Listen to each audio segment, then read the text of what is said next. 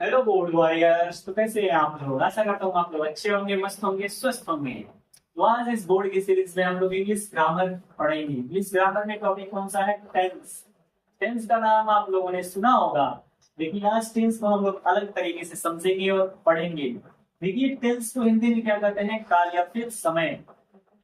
काल का मतलब सब समझते हैं आप लोग। काल, ये दोनों बात, काल और समय दोनों बात क्या है? एक ही है जी। टेंस को पढ़ने से पहले ये जानना जरूरी है बच्चों कि टेंस होता क्या। Tense is the form of verb which indicates the state of an action.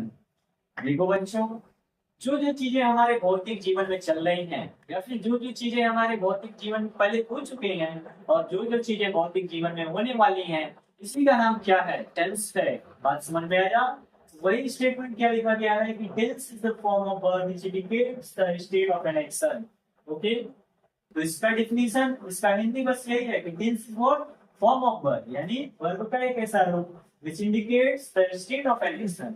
किसी भी एक्शन के, किसी भी एक्शन को क्या करे? वो इंडिकेट करे। जैसे मान लीजिए आप लोग छोटे रहे होंगे, तो छोटे रहे होंगे और इस समय में आप लोग पढ़ रहे हैं, फिर इसके आगे फ्यूचर में आप लोग जो करेंगे, तो ये सब चीजें जो है कैटेगराइज्ड हैं, जैसे पास्ट, प्रेजेंट, फ्यूचर। तो इसी की बेसिस पे टेंस को तीन तरीके से डिवाइड कर दिया गया है, प्रेजेंट, पास्ट और फ्यूचर। अब इन तीनों के अपने इंडिविजुअल चार चार टाइप्स होते हैं। Present indefinite tense. अब ये बात समझिए, प्रेजेंट इंडेफिनिट टेंस को कहते किसको है?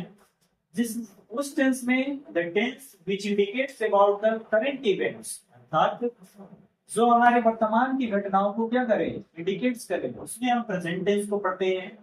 पास्ट टेंस में क्या पढ़ते हैं?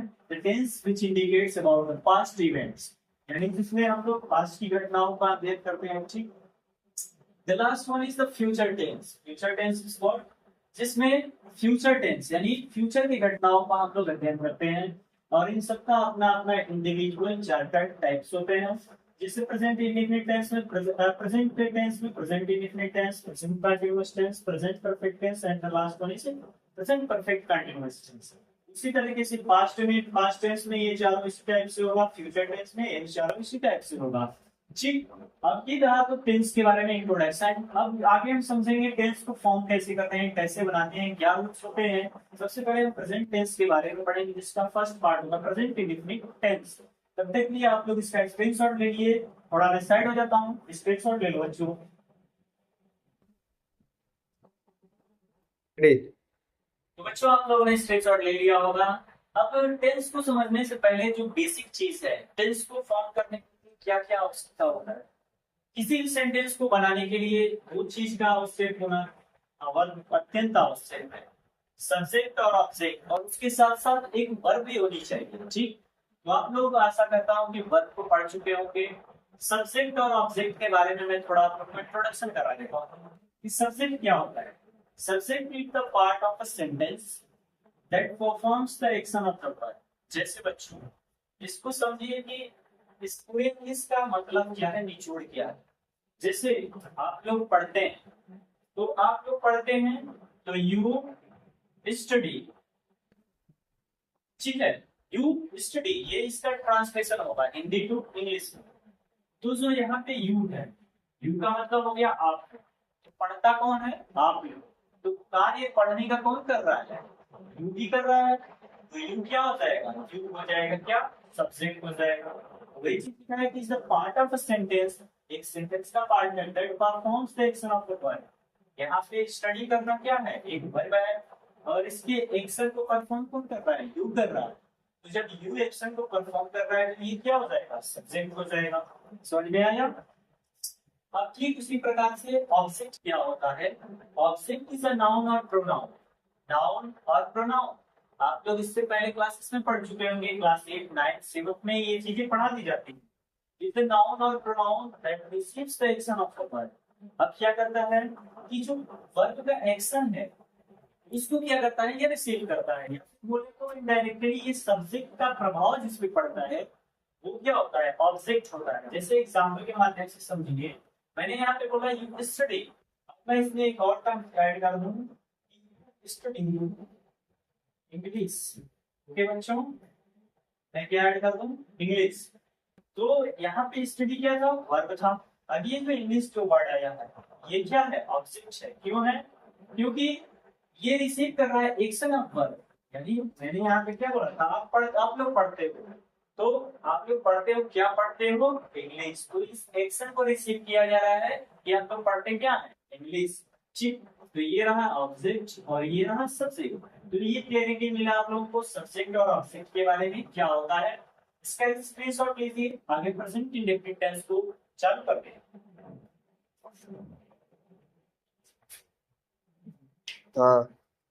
बच्चों आप लोग स्क्रीनशॉट ले चुके होंगे। तो प्रेजेंट इंडेफिनिट टेंस, वर्तमान में निश्चित काल, इसको हिंदी में बोलते हैं। पहचान है, अब ये सेंटेंस का जो हम पहचान लिखवा रहे हैं, ये समझिए सेंटेंस का ब्रह्मास्त्र यही है। इसको जो बच्चा डिकोड कर लेगा उस सेंटेंस को पहचानने में, उसको टेंस को पहचानने में कोई दिक्कत नहीं होगी। पहचान क्या है कि वाक्य के अंत में का है, ती है, ती है, ताहू आदि शब्द आते हैं। अब देखिए यही पहचान है कि वाक्य के अंत में क्या आएगा, का है, ती है, ते है, ताहू। अब इसका हमने अफर्मेटिव सेंटेंस का रूल लिखा है। पहला रूल क्या होता है, सिंगुलर सब्जेक्ट, ठीक, उसके साथ वर्ब का फर्स्ट फॉर्म, फिर यस या यस, फिर लास्ट में ऑब्जेक्ट लगाते हैं। सब्जेक्ट और ऑब्जेक्ट के बारे में मैंने बताया, वर्ब आप लोग पढ़े होंगे। फिर रूल सेकंड क्या है कि प्लूरल सब्जेक्ट के साथ वर्ब का फर्स्ट फॉर्म, इसमें यस या यस क्या होगा, इंक्लूड नहीं होगा। समझे बच्चों, मैंने इसलिए यहाँ पे लिखा था यस या यस। इसमें कंफ्यूजन होता है बच्चों को कि सिंगुलर प्लूरल में यस या यस कब लगाते हैं। तो यस या यस का यूज किसमें करते हैं, सिंगुलर में, जबकि प्लूरल में हम लोग यस या यस का यूज नहीं करते हैं। डायरेक्ट क्या, प्लूरल प्लस वर्ब का फर्स्ट फॉर्म फिर ऑब्जेक्ट। ये रूल किसके लिए है, अफर्मेटिव सेंटेंसेस के लिए। इस रूल्स को नोट डाउन कीजिए, स्क्रीनशॉट लीजिए, तब तक आगे हम साइड में हो जाते हैं।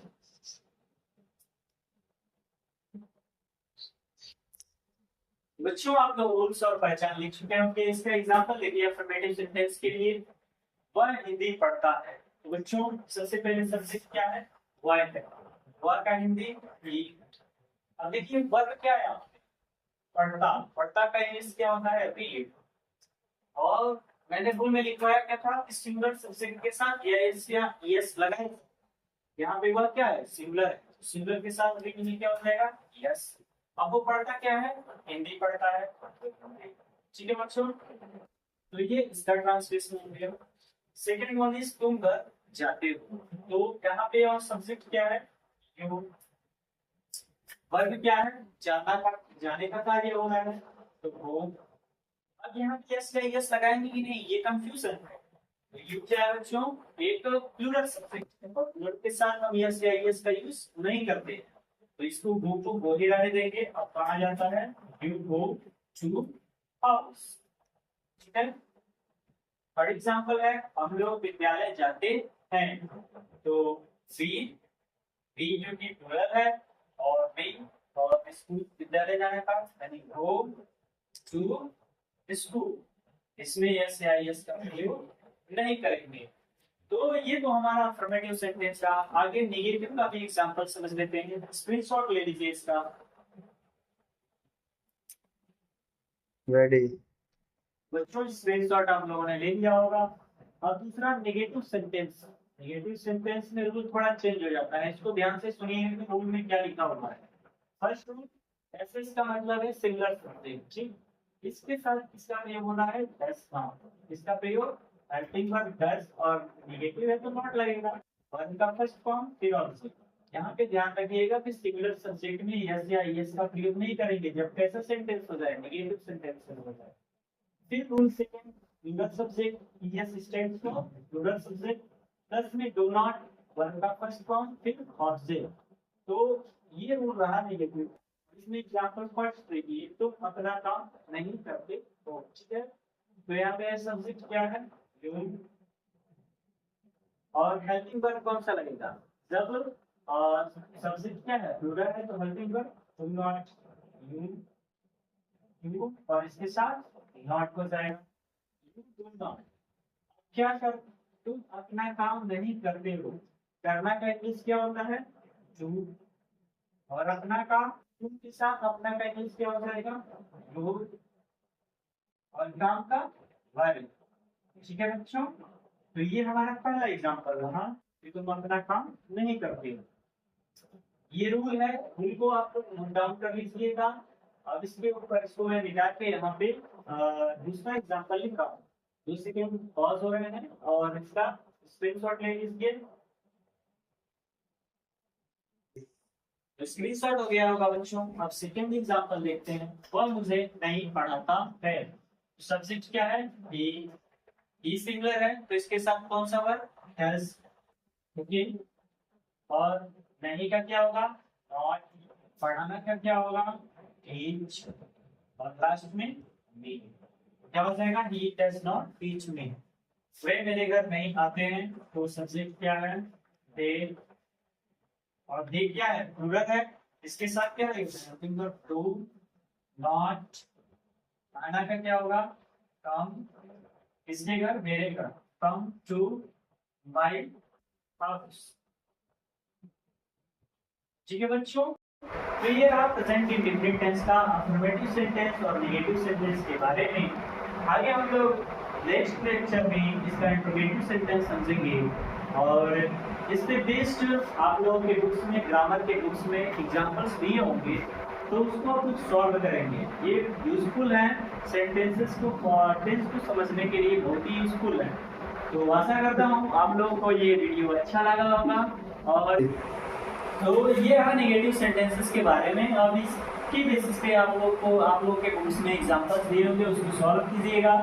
तब तक के लिए आगे नेक्स्ट लेक्चर में हम इसका इंट्रोगेटिव सेंटेंस समझेंगे और आप लोग अपने बोर्ड एग्जाम की तैयारी जैसे करते रहिए। बोर्ड एग्जाम में आप लोगों को पढ़ के आना है, तो ये बोर्ड में पढ़ना है तो हमारे चैनल को क्या कीजिए? सब्सक्राइब कीजिए। आप लोगों के बोर्ड का प्रिपरेशन चैनल पे पूरा कंटिन्यूअस चलता रहेगा। तब तक के लिए पढ़ाई कीजिए, मस्त रहिए, स्वस्थ रहिए। एंड लास्ट में जय हिंद।